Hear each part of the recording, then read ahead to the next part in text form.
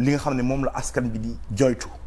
bu ñoree suñ ko waree def dañ koy def et di nga gis ni muy joxe ci résultat. mais Y'en a marre ce n'est pas une affaire de chat. Fadel Barro dafa mel ni il a pris ses distances mu ngi nekk di def ay activités am avec son mouvement. Kilifeu. Il vous a attaqué. Non, il m'a pas attaqué. Il vous a pas attaqué. Non, il m'a pas attaqué. C'est une manipulation. waaw bàyyil ma dinañ si dellu si Kilifeu en tout cas même bu la attaqué wul na mu daan ànd ak yéen àndatu kook yéen. dëgg la aujourd'hui il est nommé il est nommé PCA et il est en phase avec le régime souteniratul seeni position. dëgg la ki nga xam ne moom mooy yow ak Aliou Sané yéen a si des et puis je vois hier j'ai vu Malal aussi mu ngi feeñ mais déggatuñu ko nañu ko daan déggee. Je vois de nouveaux visages, je vois d'autres jeunes mais lan moo des ci Y'en a marre je suis tenté de vous demander. Justement loolu question bu neex la parce que en fait Fadel quitté na mouvement bi depuis 2019 Fadel dafa def ñaari mandat mu bàyyi mu ne nekkatuma sax léegi membre simple je veux créer autre chose j'ai envie d'aller faire autre chose mu créer jàmmi gox yi ñu indi Aliou Sané mu nekk suñu coordinateur la chance de Y'en a marre ñu bëri amuñu ko mooy ñun on a beaucoup de leaders. da ngay gis bopp bi c'est ce qui nous permet d'alterner selon les nécessités selon les besoins du jour selon la valeur ajoutée de tout un chacun par rapport ak li mu laaj ci moment boobu noonu li mu laaj.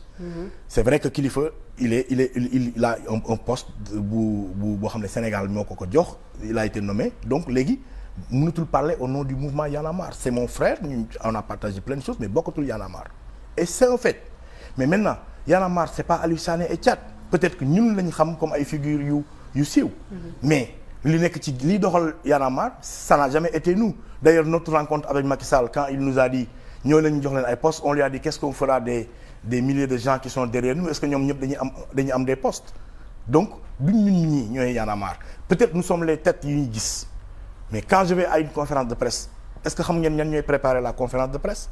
ñan ñooy bind les discours liminaires est-ce que quand je viens chez Maïmouna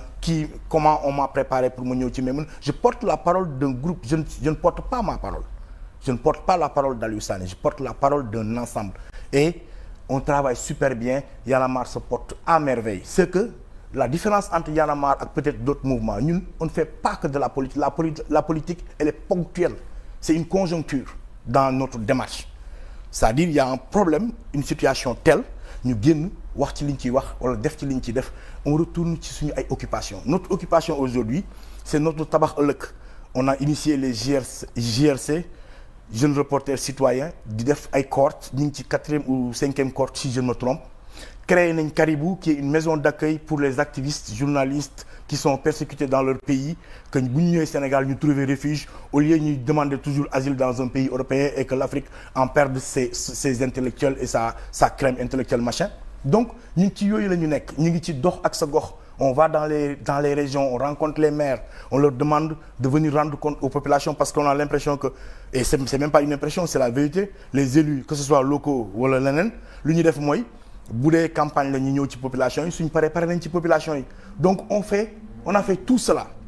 te loolu moom mooy ñun suñu liggéey bi ñuy def en plein temps maintenant conjoncturellement bu amee benn affaire bu xew ponctuellement ñu génn ci wax ci luñ ciy wax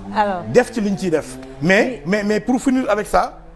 dire que Y'en a marre dafa rare c'est parce que on n'a pas fait le combat d'un homme politique ou d'un parti politique ce qui n'arrivera jamais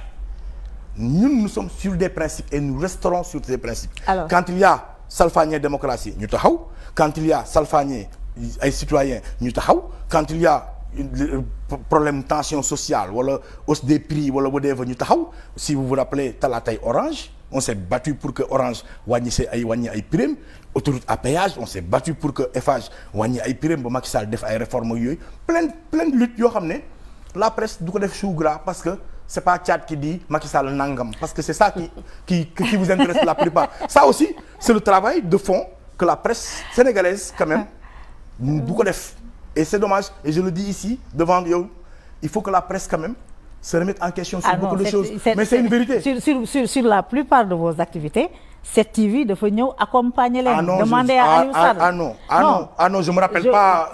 man par exemple man par exemple am na benn forum bu mag boo leen fi accueilliroon. oui pendant 3 jours. oui on vous a accompagné, on a fait ça en direct. C'est l'univers. Et puis il faut pas oublier que aussi Y en a marre en tant que leader en Afrique, surtout subsaharienne en termes de mouvement, on fait beaucoup le tourner dans le alors en Afrique et dans le monde gis pour nga ça. Aliou Sané activité boo leen am il m'envoie le message vous êtes systématiquement couvert même bu nekkul un moment de contestation. Ok. Voilà, maintenant man en tant que journaliste je peux être plus intéressé par Thiat qui porte une contestation que par Thiat qui met en œuvre un projet d'assistance à des femmes démunies. du nekk actualité par rapport ak li nga xam ne sax moom moo tax ma woo la fi tey. Alors Thiat